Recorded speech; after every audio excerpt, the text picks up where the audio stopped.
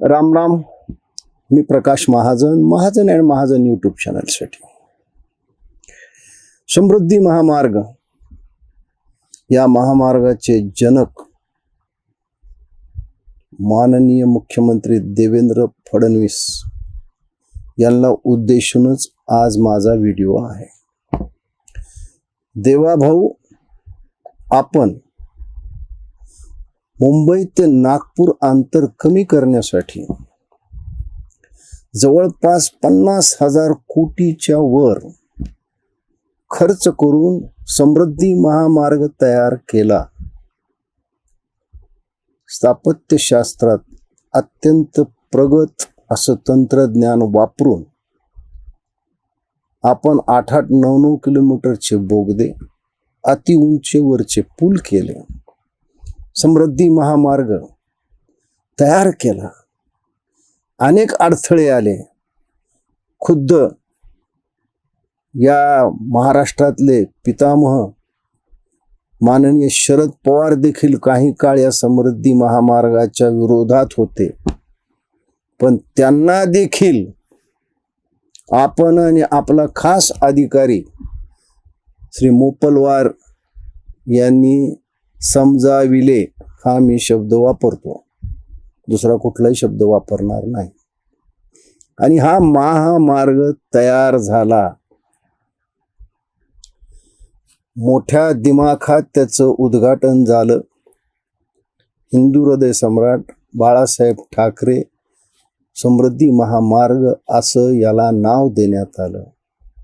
आणि मला तो प्रसंग आजही आठवतो, ज्यावेळेस आपण आणि एकनाथजी शिंदे हे एकाच गाडीत बसून, ज्या गाडीत आपण चालकाच्या जागी बसून गाडी चालवत होतात, आणि त्याचं उद्घाटन आपण केलं. जागोजागी आपल्या दिमाखात सार्वजनिक बांधकाम खात्याचे अनेक अधिकारी होते.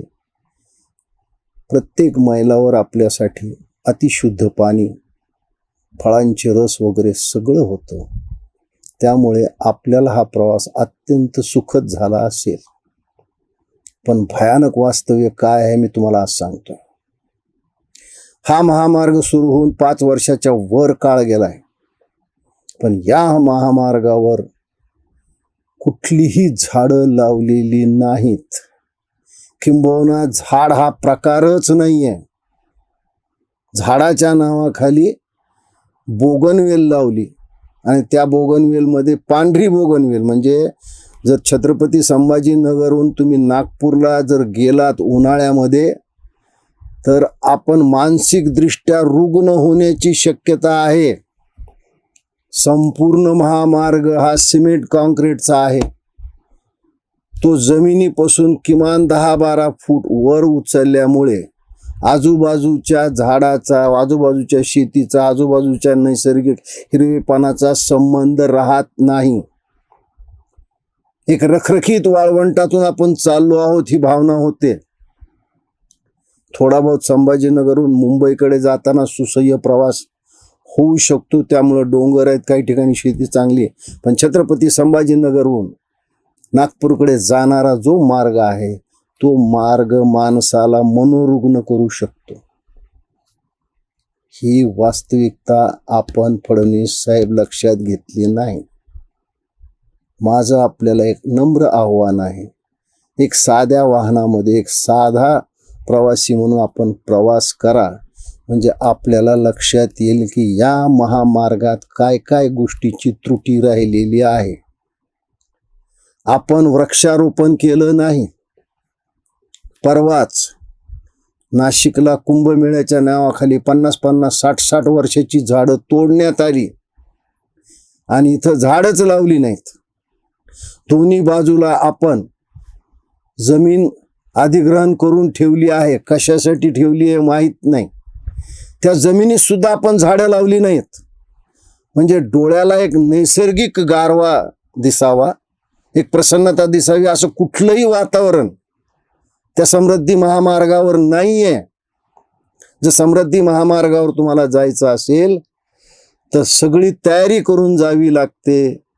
अगदी तुमच्यासोबत लहान मुलं असतील तर त्यांच्यासाठी खाऊ पिण्याचं पाणी, आणि अगदी तुम्हाला जर वॉशरूमला जायचं असेल, मी तो शब्द वापरत नाही, थोडा सोफिस्टिकेटेड शब्द वापरतो, तर तुम्ही गाडीतच सोय करावं लागतील. मैलोगंती तुम्हाला वॉशरूम सापडत नाही.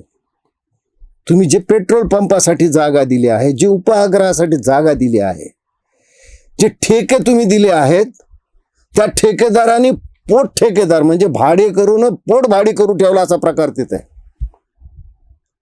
म्हणजे ज्याला तुम्ही कॅन्टीन चालवायला दिलं त्याने अजून एक कॉन्ट्रॅक्टर नेमला. दुर्दैव असं आहे, या महाराष्ट्रामध्ये महाराष्ट्रीयन पदार्थ मिळत नाही. आणि महाराष्ट्रीयन पदार्थ करणारे कोण? ते नेपाळी लोक. देवा भाऊ, तुम्ही खरंच सांगतो, एकदा साध्या वेशात जा आणि तिथल्या स्वच्छतागृहात जा आणि मला तुम्ही लघवी करून दाखवा. जाऊ शकणार नाही, तुम्ही इतकी घाणेरडी आहेत, काही सोय नाहीये तिथं. काल जो प्रसंग घडला, अॅनालायझर युट्यूबचे सर्वा सुशील कुलकर्णींनी सोबत होतो. सुशील कुलकर्णींनी ती पोस्ट केली आहे. एक्झिट 11 आणि 12च्या मध्ये ते कॅन्टीन, त्याचा फोटो दाखवतो तुम्हाला, तो पहा. त्या कॅन्टीन मध्ये आम्ही गेल्यावर सेवा तर अत्यंत, म्हणजे काय त्याला क्लास नाही आहे. आलेलं ग्राहक हे त्यांच्या दृष्टीनं अत्यंत काय म्हणतात त्याला, भिकारचोट असल्यासारखं ते आमच्याकडे पाहत होते. जे पदार्थ आम्हाला देण्यात आले, ती जी इडली होती, ती इडली अक्षरशः कुऱ्हाडीनं फोडावी का काय? आपण उत्तप्पा दिला का उत्तप्पा जागी अजून दुसरं काही दिलंय? आणि याच्यावर जर आम्ही त्या कॅन्टीन मालकाला बोलायला गेलो तर तो आमच्या अंगावर आला, तो भांडणं करू लागला. मला सांगा, ठीक आहे आम्ही दोघं तेघं होतो, पण आपण एखादा परिवार घेऊन गेलो, आपल्यासोबत आपली पत्नी असली, लहान मुलं असले, वृद्ध आई वडील असले, तर त्यांच्यासमोर हा किती मोठा अपमान आहे. काय तुमचं याच्यावर नियंत्रण आहे? काय एकदा रस्ता बांधला म्हणजे झालं? तुमचं ड्रीम प्रोजेक्ट होतं, ड्रीम प्रोजेक्ट तुम्ही केलं. मला सांगा देवा भाऊ, हा मार्ग झाल्यापासून या मार्गावर तुम्ही स्वतः कितीदा गेलेला आहात? तुम्ही मुंबई नागपूरला ते विमानानं जाता, पण हा मार्ग तुम्ही करून ठेवला. या मार्गावर अब्जावधी रुपये खर्च करून मोपलवार सारखा एक भ्रष्ट अधिकारी, ज्याची मायाच 3000 कोटीचे असं सांगण्यात आलं, त्याला नेमलं. त्याच्यानंतर आलेला हा अनिल गायकवाड, हाही तसाच. या सगळ्यांचे पाळलेले गुंड या रस्त्यावर, यांचे पेट्रोल पंप आहेत, यांचे कॅन्टीन आहेत, त्याच्यामुळे ते कुणाला जुमानत नाहीत. असा समृद्धी मार्ग, ज्या मार्गात आमच्या शेतकऱ्यांच्या हजारो एकर जमिनी गेलेल्या आहेत, आणि जर असा समृद्धी मार्ग आम्हाला मिळणार असेल तर काय उपयोग आहे? आम्ही काय टोल भरतो? प्रत्येक किलोमीटरला साधारणतः रुपयाच्या वर आम्ही टोल भरतो. तर आम्हाला जर ही सर्व्हिस मिळणार असेल, तसा समृद्धी महामार्ग पुन्हा उखडून टाकलेला परवडतो. लोकांना शेती वापस करून टाका. तुमचं एक तुम्हाला स्वप्न पडलं, तुम्ही हजारो कोटी खर्च करून हा समृद्धी महामार्ग बांधला, पण आमच्यासारख्या सामान्य माणसाला त्या समृद्धी मार्गातून काही मिळालेलं नाही. जाता जाता एक गोष्ट सांगतो की परवा लोकसभेमध्ये 33% महिला आरक्षणाला ज्या ज्या लोकांनी विरोध केला, ते सगळे अशोक खरात कॅटेगरीतले आहेत. त्यांनी सुद्धा महिलांचं शोषण केलं, यांनी सुद्धा महिलांना त्यांच्या हक्कापासून दूर ठेवलं. मग ते राहुल गांधी असतील, ते अखिलेश यादव असतील, किंवा अनेक कोणी असतील, हे सुद्धा अशोक खरात इतकेच पापी आहेत.